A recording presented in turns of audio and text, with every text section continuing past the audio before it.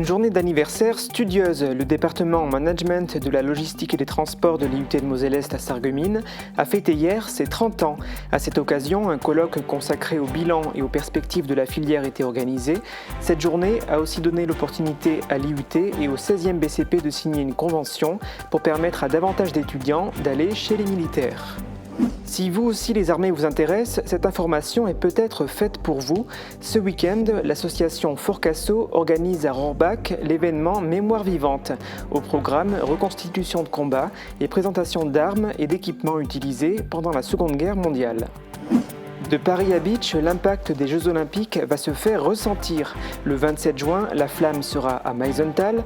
Les responsables de la communauté de communes ont tenu une conférence de presse pour donner des informations pratiques, préciser notamment quelles seront les modalités pour circuler le jour J. Un nouvel événement sportif a fait son apparition, la Moselle-Est Golf Cup, une épreuve disputée sur 2 jours et qui s'est déroulée cette année à Beach et à Sarreguemines. 40 équipes de 2 golfeurs étaient engagées. Cette manifestation, organisée par Brissauer, devrait être reconduite. Voici les titres que nous développerons dans le journal et en deuxième partie, nous suivrons Marie Morgan. Elle s'est intéressée au métier d'architecte en vivant une journée auprès de Patrice Angasser. Intéressons-nous tout d'abord à l'IUT de Moselle-Est. Cela fait 30 ans que dans cet établissement des étudiants sont formés au métier de la logistique et des transports, un secteur d'activité qui évolue sans cesse, d'où l'idée d'organiser un colloque extraordinaire pour mieux l'appréhender. Objectif, faire évoluer les offres de formation en fonction des besoins du territoire. Elena Moschel, directrice du département management de la logistique et des transports, nous explique quelles sont les perspectives d'avenir pour les jeunes qui souhaitent rejoindre ces filières professionnelles. Depuis 30 ans, nous avons formé 1024 diplômés. Et c'est grâce à ces diplômés, grâce au rayonnement de la formation à Moselle-Est, nous avons aujourd'hui un réseau de 300 entreprises partenaires. Ce sont les entreprises locales, transport et logistique, donc les groupes de transport comme Kimmel, comme Epner. Et aujourd'hui, on parle d'un nouveau, 2025, à l'horizon 2025, il y aura l'augmentation des flux de transport de plus de 30%. Donc, vous voyez, il y a les demandes très fortes en opération logistique et transport, dans la gestion de flux, gestion des entrepôts, optimisation des chaînes logistiques d'achat et de distribution. Près de 77% des diplômés du DUT Gestion logistique et transport ont trouvé un travail 18 mois après la fin de leurs études. C'est ce que révèle une enquête d'insertion professionnelle des diplômés publiée en 2019. Le DUT GLT est l'ancien diplôme de niveau Bac plus 2 proposé par le département MLT. Actuellement en reconversion professionnelle, Rita veut croire en l'avenir de ces filières professionnelles. Vu qu'on est frontalier avec l'Allemagne et que je travaille en Allemagne, ce que j'ai pu voir, c'est que la logistique occupait une place importante dans la région. Donc du coup, vu mon âge, je suis en reconversion professionnelle, je me suis dit que c'était la meilleure façon, après cette formation, de trouver du travail. Près de la moitié des étudiants en DUT Gestion logistique et transport souhaitent poursuivre leurs études en école de commerce ou en école d'ingénieur. Aujourd'hui, c'est un cursus en 3 ans, le BUT Management de la logistique et des transports, qui est accessible aux bacheliers. Le 16e bataillon de chasseurs à pied de Beach est l'un des partenaires historiques de l'IUT de Moselle-Est. Pour renforcer ce partenariat, une convention vient d'être signée. Elle doit permettre d'accueillir davantage d'étudiants pour leur faire découvrir les différents métiers accessibles au 16e BCP. Davantage d'explications dans ce reportage.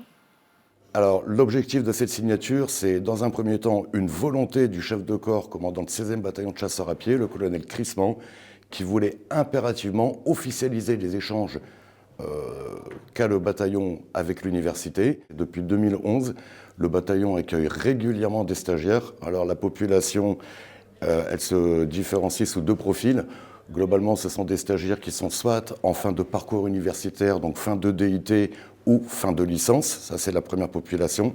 Et la deuxième population, ce sont des alternants donc qu'on intègre pendant une durée de 3 ans au sein du bataillon. Depuis 2011, on a accueilli dans le domaine logistique un peu plus de 10 stagiaires déjà. Personnellement, j'ai présenté une VAE au profit de l'université et dans cette optique, le chef de corps a proposé d'arrêter une convention L'université apportera une partie vers le bataillon à la demande et le bataillon apporte sa partie, sa contribution vers les étudiants de l'université. Sur les étudiants que j'ai eus, une étudiante s'est engagée dans l'armée de l'air. Le contrat est rempli globalement pour l'armée, n'est pas rempli pour le 16, mais est rempli pour l'armée en général. Voilà. On reste dans le domaine militaire, mais on va se diriger vers Rohrbach-les-Bitches. Un grand événement est en cours de préparation au Fort Cassel. Sur tout le week-end va se dérouler la manifestation Mémoire vivante. L'idée est de montrer aux visiteurs les armes et le matériel qui ont été utilisés pendant la Seconde Guerre mondiale. Des reconstitutions sont également au programme. Thibaut s'est rendu sur place. Mémoire vivante, c'est un événement qui existe depuis 2009. Il y aura en tout 12 associations présentes, 5 américaines, 4 françaises et 3 allemandes, qui viendront avec leurs véhicules, leurs armes et le matériel de l'époque. 20 bénévoles de l'association Fort Cassel seront également présentes pour cet événement. Alors depuis mercredi, ils sont en pleine préparation. D'un côté, derrière moi, les tranchées ont été creusées pour les reconstitutions, avec quelques éléments de bataille sur le terrain. Et d'un autre côté, les bénévoles ont commencé à monter une guitoune. Alors l'année dernière, c'est plus de 900 personnes qui étaient présentes. L'événement sera divisé en plusieurs points. Il y aura les visites à l'intérieur du fort, les reconstitutions et le campement où seront postées les différentes associations. Le 16e PCP sera présent également. À mes côtés se trouve Frédéric Dallomo, qui est président de l'association Fort Cassel. Alors Frédéric, toute première question, cet événement, quel était le but? Qu'est-ce que vous avez voulu apporter pour le public? Il était nécessaire pour l'association de d'améliorer un petit peu notre routine, de montrer autre chose à nos visiteurs. C'est vrai que sur toute l'année, l'ouvrage est visitable, c'est sûr, mais dans une période comme celle-là, avec un beau temps, il était nécessaire de faire et de montrer à nos visiteurs éventuellement des combats qui pouvaient se passer durant cette période de 39-40, voire plus 44-45. Et c'était aussi, vous m'avez parlé, de mettre à l'honneur les soldats, c'est ça? Il était effectivement, pour rendre hommage à ces soldats qui ont combattu dans ces ouvrages, dans la ligne Maginot, oui, il était nécessaire pour nous de les mettre à l'honneur. Voilà pourquoi cet événement. Et du coup, une des animations phares, ce sont les reconstitutions. Et je pense que d'énormes moyens ont été rassemblés pour pouvoir faire du spectacle devant le public. D'énormes moyens pour une petite association comme la nôtre, oui, effectivement. Donc oui, on a fait appel à des professionnels pour les spectacles, les différents spectacles qui vont se trouver sur le site durant ces 2 jours. Oui, des gros moyens pour nous, effectivement. Et samedi soir, il y aura un spectacle inédit. Est-ce que vous pouvez nous en parler? Alors, je ne vais pas trop en parler, mais effectivement, on va essayer de retracer cette période d'avant-guerre, pendant et après-guerre. Donc, avant 1939, la situation de la France avant 1939, cette drôle de guerre qui a effectivement eu lieu à partir de septembre 1939, la réédition de l'ouvrage, forcément, on va en parler, et puis bien sûr par la suite, donc après-guerre, après 1944, après 1945, que sont devenus ces ouvrages de la ligne Maginot, pour la plupart. Donc voilà, on va essayer de mettre ça en avant et de montrer un petit spectacle supplémentaire le samedi soir à 18h. Très bien. Eh bien, écoutez, le rendez-vous est pris. L'association vous donne du coup rendez-vous samedi et dimanche à partir de 10h. Victoire pour l'école Diplein. Pour la seconde année consécutive, la classe de CP, CE1, CE2 de Déborah de Maillot a remporté le concours artistique Wati à l'école. Ce concours est destiné aux élèves de primaire qui participent au programme Wati durant leur année scolaire. Les élèves Diplein ont réalisé une vidéo sur la thématique « Mon école s'engage pour la planète ». Leur production a reçu le plus de votes dans la région Grand Est et elle a été récompensée. Ils ont reçu un diplôme ainsi que des jeux de société et des livres sur la biodiversité. Au total, sur le secteur de la communauté d'agglomération Sarreguemines-Confluence, 60 classes ont pris part au programme Wati cette année et 3 ont participé au concours national, dont les 2 classes Diplein et la classe de CM1 de Bliss-Gersviller. La flamme olympique continue de sillonner la France. Elle sera à Meisenthal le 27 juin. La communauté de communes du Pays de Bitche et l'Office de tourisme ont dévoilé les détails du déroulement de cette journée qui s'annonce mémorable. Un reportage d'Emilia Zell. À J-14 du passage de la flamme olympique à Meisenthal, on sait désormais que l'événement appartiendra à ceux qui se lèvent tôt. Le site verrier sera accessible dès 6h du matin. Depuis chaque parking, il faudra compter au moins 15 minutes de marche, mais il y aura des espaces réservés aux personnes à mobilité réduite près du parcours de la flamme. De 6h à 10h, les rues du Général Frère, d'Alsace, du cimetière, la rue de l'Église et de la Poste seront fermées. De 6h à 16h, la rue de Bitche sera fermée à partir de la rue des Vergers. Le relais de la flamme aura lieu de 8h40 à 9h avec 3 porteurs de flammes. Alors il y a 3 convois effectivement parce que le passage de la flamme, on l'a souhaité dans la complémentarité. Alors il passe dans les rues évidemment avec un porteur de flamme. Il y a ensuite une partie qui se fera de manière motorisée et puis ensuite la flamme passera dans le bâtiment, dans les équipements. Il y a la rencontre avec la flamme sacrée de Meisenthal au travers de l'art verrier que vous connaissez. Et puis il y a ce passage de la flamme dans la grande halle à côté des élèves qui feront une chorégraphie avec les 5 couleurs. À 9h, les élèves du Pays de Bitche feront un flash mob géant. À 10h, la compagnie Infine vous proposera un spectacle aérien et à 11h10, il y aura une démonstration du septuple champion du monde de freestyle football Gauthier Fayolle. À partir de 10h, le parcours de visite du site sera ouvert au tarif préférentiel de 5 €. C'est un grand événement pour la petite commune. Il y a un peu de stress quand même par rapport, comme dit, on peut pas ne pas y penser par rapport à la sécurité. D'autant plus que Meisenthal, un petit village enclavé, la problématique c'est la circulation, le stationnement. Mais bon, on a beaucoup réfléchi à tout ça, donc il y a eu des parkings annexes qui ont été désignés. Il y a une circulation alternée qui va se faire via la rue des Vergers. Donc on espère qu'on ne sera pas complètement bloqué à un moment donné, quoi. Les produits dérivés des JO 2024 sont disponibles à l'Office du tourisme depuis hier. Le 27 juin, l'OT tiendra un stand d'information et de vente de ses produits au site verrier. Sport toujours, la commune d'Étain a dit adieu il y a quelques semaines à son terrain de foot fait de terre rouge. Après de longs mois d'incertitude, les travaux de construction d'un nouveau terrain avec une pelouse synthétique ont démarré. Le projet est réalisé en association avec les communes d'Arren et Schmidwiller. Le coût du chantier est de plus d'1 million d'euros, subventionné à hauteur de près de 80%. Si les travaux avancent comme prévu, les joueurs de l'AES 2008 et les jeunes footballeurs de l'Alliance 2008 également pourront profiter du terrain dès la prochaine saison. Sport encore, une nouvelle compétition a fait son entrée sur notre territoire, la Moselle-Est Golf Cup. La première édition s'est déroulée il y a quelques jours. Sa particularité, elle est organisée sur 2 golfs différents. Regardez. Oui.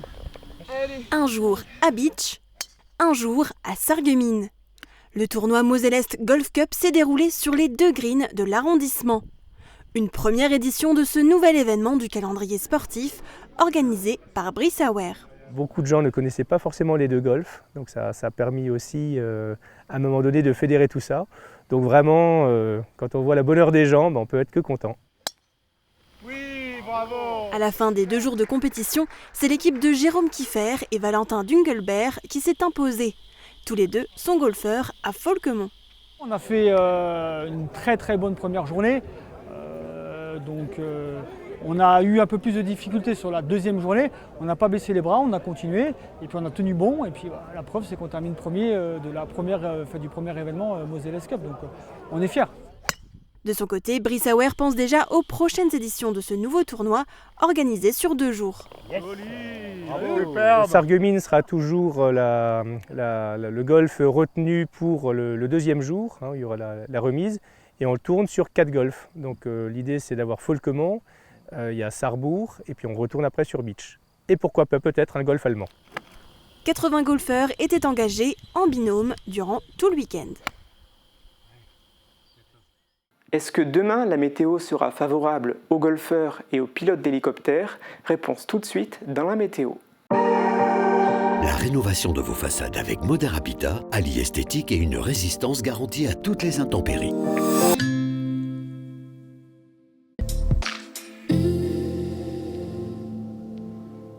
Bonjour tout le monde, on commencera la journée de demain sous les nuages et quelques averses, mais le ciel va rapidement se dégager et on pourra profiter de belles éclaircies dès le début de l'après-midi. Côté température, les minimales iront de 12 à 13 degrés et les maximales de 16 à 18 degrés. Demain nous fêtons les Germaines et il fera jour de 5h26 à 21h38. Passez tous encore une belle journée et un excellent week-end.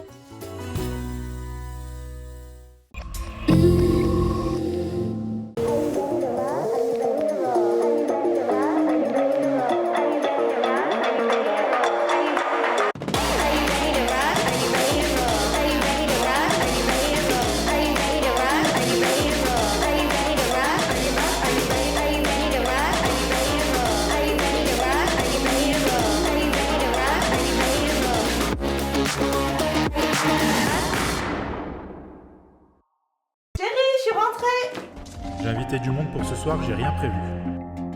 À mon avis, c'est raté.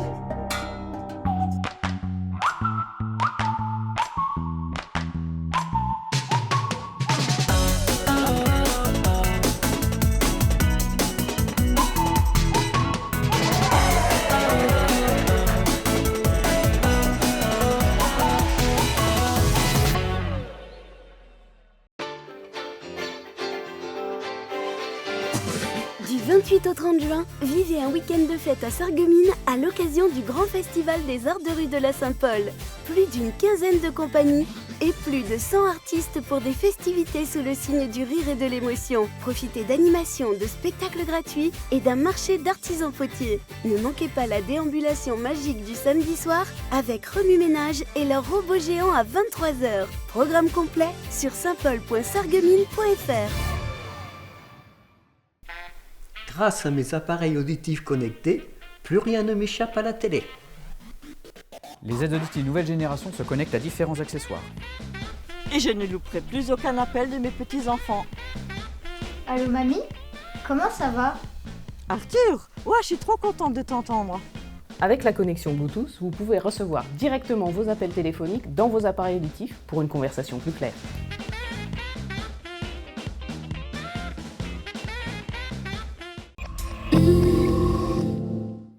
Chose promise, chose due, partons à la découverte du métier d'architecte en compagnie de Marie-Morgane Pires.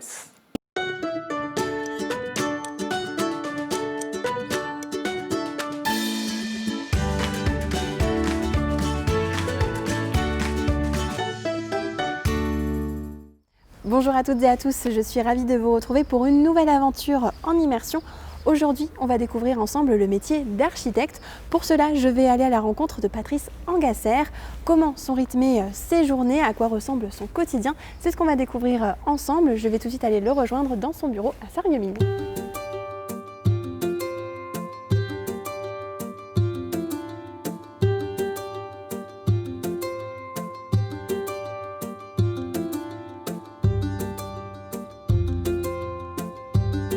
Bonjour Patrice. Bonjour. Merci de nous accueillir pour cette émission en immersion qui va nous permettre de découvrir un petit peu votre métier d'architecte. Donc ici on est dans votre bureau, c'est ça? Oui, tout à fait.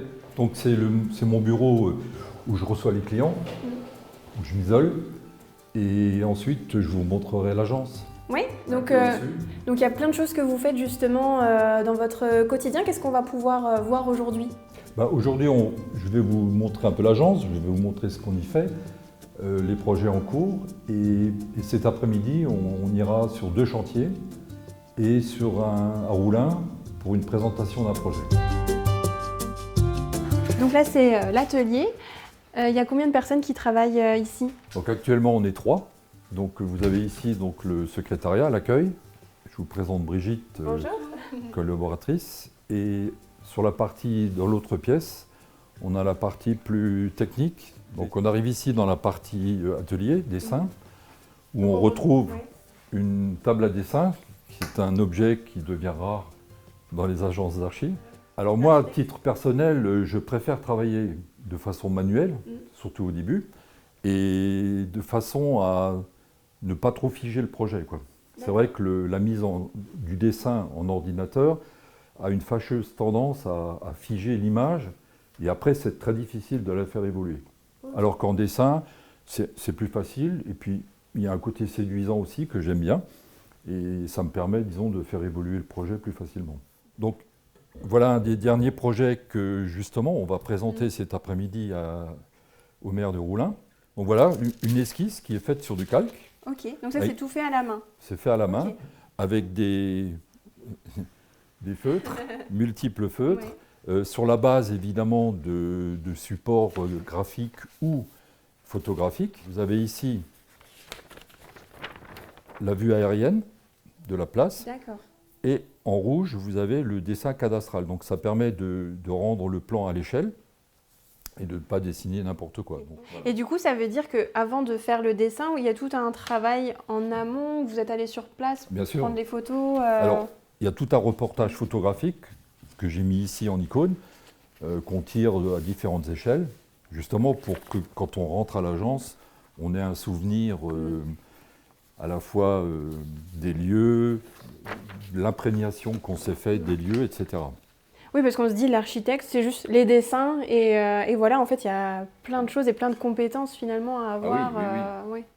Oui, bah, des compétences, c'est l'intérêt de ce métier, c'est que ce n'est pas un métier mono-orienté. Disons qu'il y a effectivement, alors, quand on parle de compétences, on pourrait parler aussi de centre d'intérêt, quoi. Alors évidemment, il y a le dessin, il y a le côté relationnel, il y a le côté, j'allais dire, accessibilité justement aux commandes, etc. Donc, tout ça. Et après, il y a la phase chantier, donc c'est le côté opérationnel, où on met en œuvre ce qu'on a dessiné. Alors on dit toujours que les architectes, des fois, ils font des dessins qui sont irréalisables. J'aurais tendance à dire que dès lors qu'on arrive à le dessiner, c'est qu'on peut le construire, quoi. Ok. Et puis on voit aujourd'hui dans certains projets, des gros projets, qu'il y a effectivement des bâtiments qui sont exemplaires en termes mais qui sont faits justement avec des outils très contemporains, très modernes, notamment des logiciels de dessin qui permettent justement de faire des choses très complexes. Et est-ce que savoir dessiner, c'est une compétence obligatoire? Alors obligatoire non, non, mais je pense que ça peut l'être fortement conseillé pour des gens qui font de l'architecture, quoi. Et donc l'architecte, c'est un peu la base du projet finalement, et qui après, il y a d'autres secteurs qui rentrent en compte. Oui, bien sûr. L'architecte, c'est un peu comme un coordinateur global, un chef d'orchestre, qui conçoit effectivement, mais toujours en équipe aussi, parce que même la conception, on la fait rarement seul dans son coin, et qui ensuite la met en œuvre avec des équipes. Des tracés directeurs qui permettent justement de créer des volumes.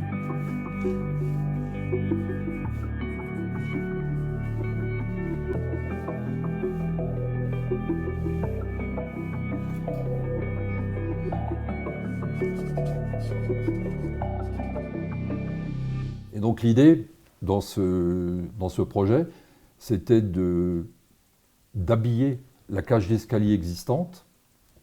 Donc le bâtiment est un bâtiment existant, c'est un bâtiment remarquable qui est sur Forbach, l'ancien centre de rééducation fonctionnelle. Et l'idée aussi, c'est de casser une partie de la cage d'escalier et de la cage d'ascenseur, de façon à réduire le volume, et d'habiller cet escalier. Et après, dès que tout ça est fini, validé, c'est place aux différentes entreprises qui vont effectuer les travaux. Alors là, après, on rentre dans le détail de la consultation des entreprises. Donc on établit des cahiers de charges, de descriptifs des travaux, avec des quantités. Ça, c'est vous qui le faites? Oui, okay. Avec les bureaux d'études. Hein. Sur toute la partie technique, on a un économiste qui travaille pour nous, on a les bureaux d'études qui font les parties électricité, chauffage, ventilation. Et ensuite, on envoie le dossier en consultation auprès des entreprises qui voudront bien répondre. D'accord. Et ensuite, on fait une analyse de ces différentes offres. C'est d'ailleurs ce qu'on est en train de faire en partie sur ce projet, qui va permettre au maître d'ouvrage de choisir l'entreprise, qui sera la plus performante, on va dire, en rapport qualité-prix. Donc un autre projet sur lequel nous travaillons, c'est à Styrin, la zone industrielle de la Haite, où la communauté de communes a racheté des bâtiments, des communautés d'agglomération, des bâtiments artisanaux pour justement augmenter l'offre d'implantation d'artisans. Et justement, vous allez aller sur place maintenant, c'est ça? Oui, on y va et il y a une réunion de chantier justement sur une phase de...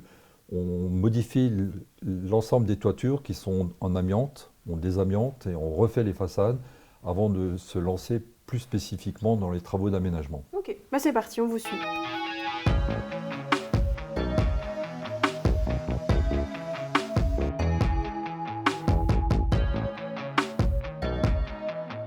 Si on ne veut pas faire de nouvelles fondations... Bonjour. Ah, bonjour, ça va? Ça va et vous? Ça va bien. Hein, vous êtes vraiment que... Le bardeur qui fait les chevêtres? Au-dessus, oui. Ah oui? Et lui, il fait les portes il sectionnelles. Il fait les ouvertures dans la maçonnerie qui sont au rez-de-chaussée, Ouais. mais après, au-dessus, c'est le bardeur. Ouais. Il y a une chape avec isolation ici, Ouais. donc il y a une isolation plus une chape qui va faire une moyenne de 12. On doit en tenir compte. Quel est le niveau fini? C'est le hall ou c'est le bureau? Parce qu'il y a plus 12 là. Ah, c'est les bureaux. C'est les bureaux. Parce que le hall, il y aura une rampe. Hein. Oui. Non, ça c'est le bois. Le demi-sol, il était dedans aussi? Non, c'était pas dedans, mais il faut le mettre. Il faut le rajouter. Bah oui, parce que Mais si on met... c'est une petite laine de verre qui évite la transmission des sons. Donc là, c'est la réunion de chantier. Donc on a l'habitude, enfin on se dit, l'architecte c'est dans son bureau en train de faire les croquis, etc. Mais en fait, vous êtes aussi beaucoup sur le terrain. Oui. Et là, quel est l'objectif, par exemple, de cette réunion de chantier? C'est de déterminer les points d'évolution en termes de phasage, de délai. Donc là, on a terminé la toiture, donc le désamiantage de la toiture et la pose de nouveaux bacs. Et donc maintenant, on va démarrer les travaux intérieurs. Donc les travaux de génie civil, de gros œuvres, un peu de démolition des façades parce qu'on remplace des murs par des portes sectionnelles. On modifie la façade comme on le voit sur les plans. Donc tout ça, ça va démarrer une fois que la toiture a été entièrement refaite à neuf. D'ailleurs, on a commencé d'ailleurs par ce bâtiment, ensuite on est venu ici, et là on enchaîne sur les différents bâtiments. D'accord. Donc il y a deux phases. Il y a la phase, on va dire, couverture, étanchéité, et la phase travaux intérieurs. Ok. Et du coup, on sait l'architecte fait les plans, etc. Mais en vous entendant discuter, il y a aussi toutes les connaissances en termes de matériaux à utiliser. Tout ça, c'est des choses que vous devez aussi maîtriser. Alors, dans le cadre des réunions de chantier, on se pose effectivement les questions qui viennent des entrepreneurs, parce que tout n'est pas parfait, donc il y a toujours des questions qui se posent, surtout dans la réhabilitation, où on découvre tous les jours autre chose. D'ailleurs, on le verra tout à l'heure sur l'autre chantier. Des fois des petites surprises, et donc il faut régler les problèmes. Et les rendez-vous de chantier, c'est un peu privilégier ces moments-là, quoi. Et vous avez beaucoup de rendez-vous comme ça par exemple ici, vous venez régulièrement? En règle générale, on vient une fois par semaine. Pendant le déroulé du chantier. À la fin de chantier, on vient un peu plus souvent pour les finitions, les peintures, les revêtements de sol.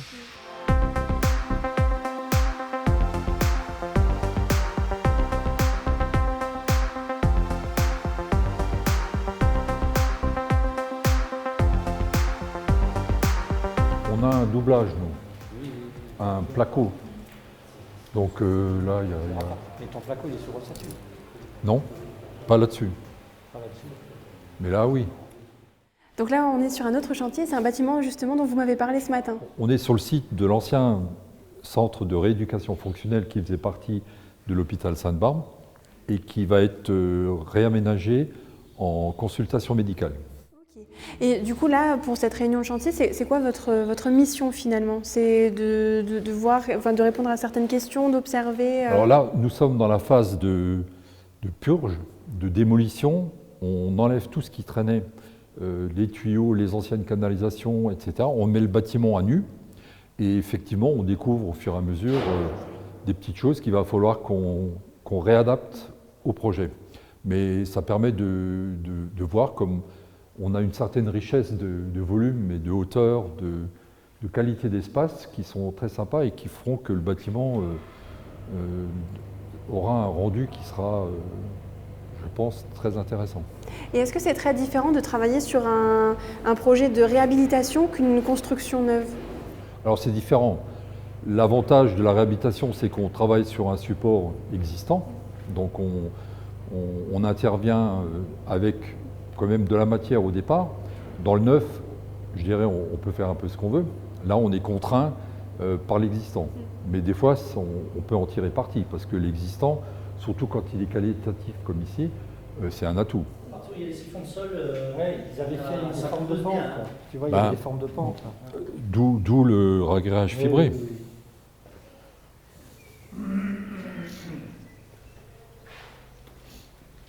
Et là?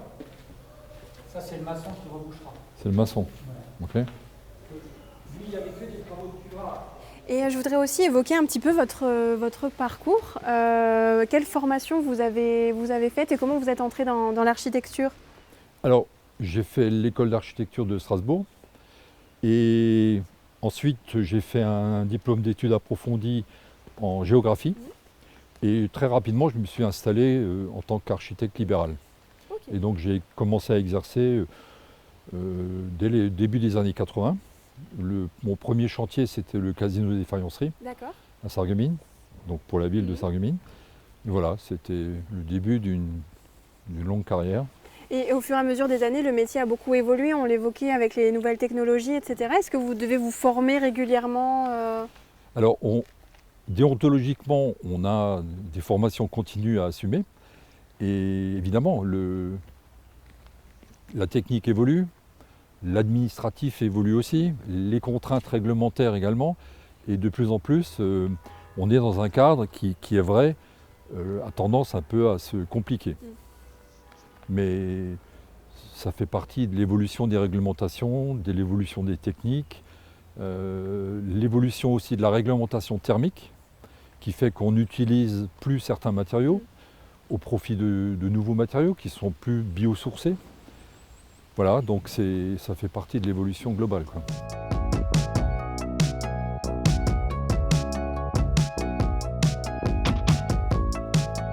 Donc là maintenant on est à Roulin, donc là il n'y a pas encore de chantier qui a démarré, c'est plutôt une phase préparatoire, c'est ça? C'est ça, c'est-à-dire qu'on est en phase, je dirais, de montage d'un dossier de principe, de financement ultérieur, ce qu'on appelle une faisabilité.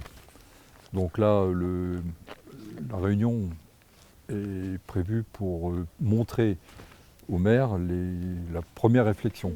Ok, donc les premières idées que vous avez eues. Premières idées, et puis pour susciter les réactions des élus à ce sujet-là. Donc là, à ce moment-là, il pourra y avoir peut-être des ajustements, des modifications que vous allez devoir faire ensuite. Ah oui, là on est vraiment à la première réflexion très en amont. Hein.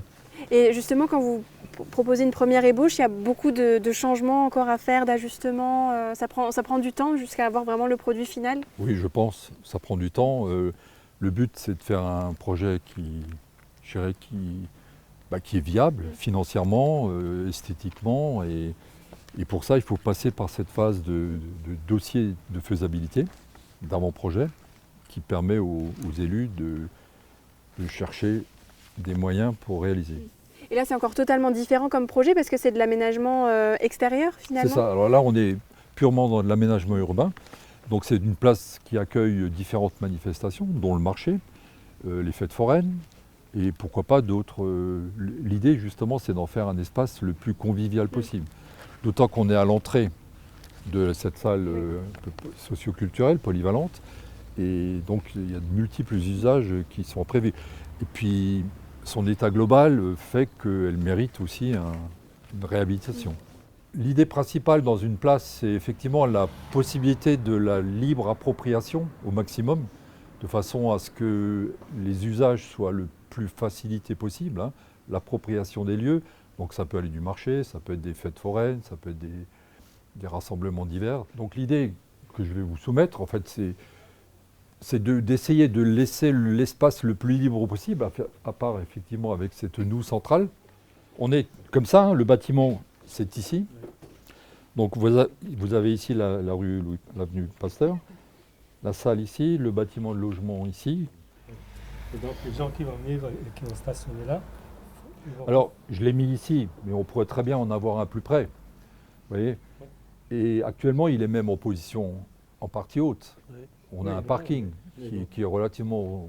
On avait évoqué de partir d'ici et de faire un biseau pour revenir sur le parvis. Mais il y a environ une douzaine de marches. Oui. Donc on l'a vu, c'est un métier qui est quand même très vaste, très diversifié. Vous faites vraiment plein de choses. Vous, qu'est-ce qui vous plaît au quotidien dans votre activité? Ce qui me plaît, c'est justement cette diversité, c'est l'aspect créatif du métier d'architecte. C'est un peu ce qu'on nous demande. C'est d'ailleurs ce que les gens recherchent avant tout. Et c'est vrai que comme dans tout métier, il y a des phases qui sont moins drôles que d'autres. Il y a, comme je disais, le côté administratif qui est moins drôle, mais ça fait partie d'un ensemble et c'est ce qui est sympa, quoi. Et vous avez aussi passé le flambeau à votre fils qui gère aujourd'hui la société à Paris, c'est ça? Oui, alors ça pour l'anecdote, connaissant aussi les difficultés du métier, parce que c'est un métier qui est un peu en dents de scie. Tout le monde n'est pas une star et c'est vrai que beaucoup d'architectes ont des activités plus ou moins réduites. Je lui avais interdit de faire l'architecture. Ah oui? Oui, parce que pour lui c'était une solution de facilité. Mais en fait il ne m'a pas écouté. Et bien mal lui en a pris parce qu'en fin de compte, son agence est beaucoup plus importante que la mienne. Actuellement on est 40 personnes. Donc ça dépasse largement le stade de notre petite agence, quoi. Oui, il est sur Paris, il y a des gros projets. Oui, alors c'est ce qui me plaît aussi aujourd'hui dans cette activité mixte, parce que j'y vais régulièrement, c'est le côté, justement, je m'occupe essentiellement des appels d'offres, des concours. Et là, sur des projets importants, on est souvent au-dessus de 15-20 millions, ça me permet de m'éclater un peu également. Oui. Et du coup, vous gérez exclusivement l'agence de Sarreguemines, c'est ça? C'est ça. Très bien. En tout cas, merci beaucoup de nous avoir accueillis aujourd'hui pour montrer un petit peu les coulisses de ce métier et montrer ce que nous, les téléspectateurs, les gens lambda, entre guillemets, on ne connaît pas vraiment, on ne voit pas de votre métier. Donc merci beaucoup. Avec plaisir. Voilà, je vais laisser Patrice terminer tranquillement son rendez-vous. En tout cas, c'était une journée encore très enrichissante. On a appris plein de choses. J'espère qu'à vous aussi, ça vous a plu. Quant à moi, je vous retrouve très bientôt pour une nouvelle aventure en immersion.